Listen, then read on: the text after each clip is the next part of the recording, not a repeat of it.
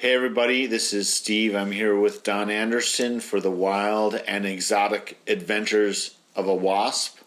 We're here telling a few stories from the wild and exotic adventures of the WASP himself, Don Anderson. So I think we got a good, funny story, friends and family story about a dinner party. Yeah, great dinner party.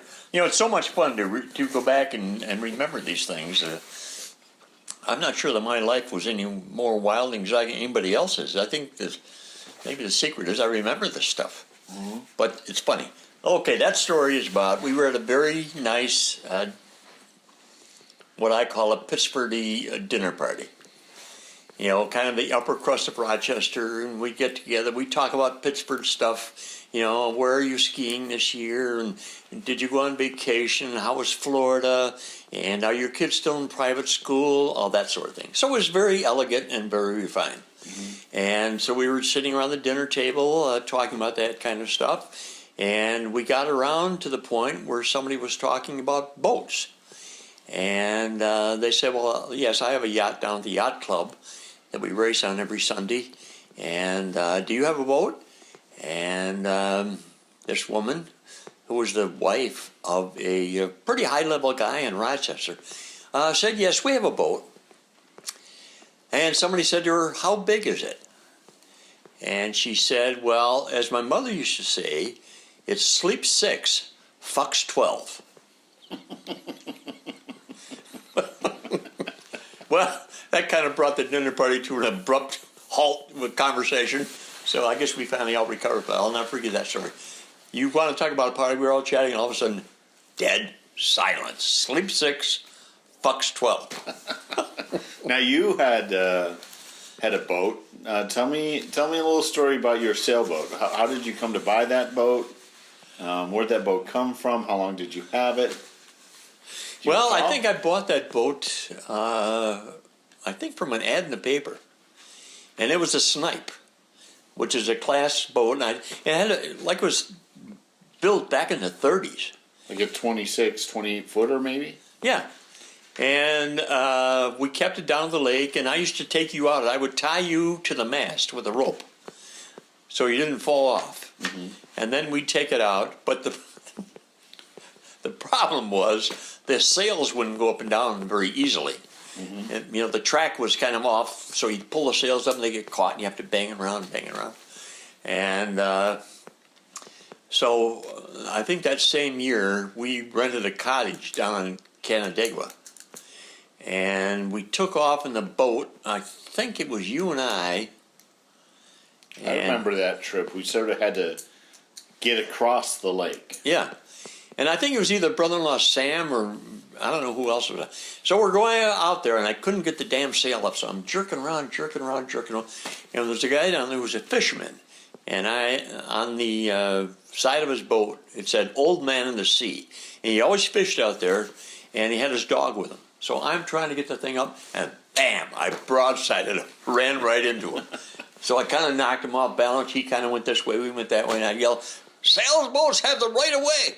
So he cursed at me and shook his cane. And I seem to remember, and correct me if I'm wrong, but I seem to remember at some point we had it like next to the house at Ward Lane. Am I wrong about that? Well, then I finally brought it home and, put it alongside the house. And then had another friend put a place down on the lake someplace. And I sold it to him for $25. You sold him the boat for $25. For $25. Why $25? Well, I wanted to get rid of it. You know, I wasn't going to. So he came with a trailer and took it away. And this guy turned out to be the president of a pretty big company in Rochester. Mm-hmm. The son of a bitch never paid me the $25. It went on for years. He never paid me. I think that was the time when we had that log cabin house. Could that have been that same trip? Yep, that's where it was. So we were at that yacht club that's still there, by the way, down on the west side of the lake. Yes. Down towards Naples. And we sailed it up from there up we to were going to sail it to our log cabin. Yep. And I remember, now, just a little bit more detail. You tied me. I was 6, 7, 8 years old. Younger than that, maybe. Younger than that? Yeah. But, I couldn't have you, when I was I couldn't have you jumping around the boat, so I tied you to the mast. I remember being inside the boat. There was wasn't fancy at all. Oh, but no. you could get down in the interior of the boat. Yeah. But you would literally put a rope around me, Yeah. tie me to the mast, Yeah. and tell me just to sit there and do nothing. Yes. Don't get in any trouble. What I remember, I used to be scared of, I know these are your stories, but I have to remember it, is whenever those sails did go up, of course, it would catch the wind and the sailboat would pitch up, and you had to sit sideways on the side of the boat. Oh, yeah. And I was always afraid as a little kid, I was used to motorboats, motorboats are fine, but you got a sailboat, you got to sail that boat, so. Oh, no, that was a ton of fun. Yeah, I think they call that a reach. Yeah. When you're going contrary to the wind and that boat is tipped over, you're going like the wind. Yeah. Good time. Yeah. Good All right, time. do we have something else here should we talk about? Yeah, let's talk about... Let's go to Germany. How about in Germany?